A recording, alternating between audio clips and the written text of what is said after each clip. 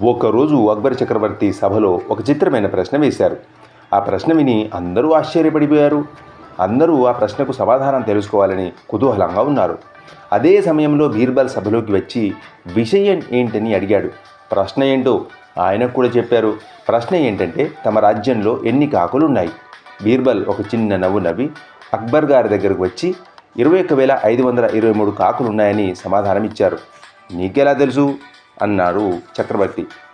కాకుల సంఖ్య నేను చెప్పిన దానికంటే ఎక్కువగా ఉంటే వారి బంధువులు వీరి దగ్గరికి వచ్చారన్నట్టు లెక్క.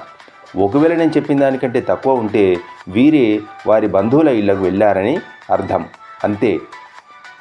సమాధానం విన్నటువంటి అక్బర్ చక్రవర్తి చాలా సంతోషపడి బీర్బల్కి వజ్రాల హారం బహూకరించారు.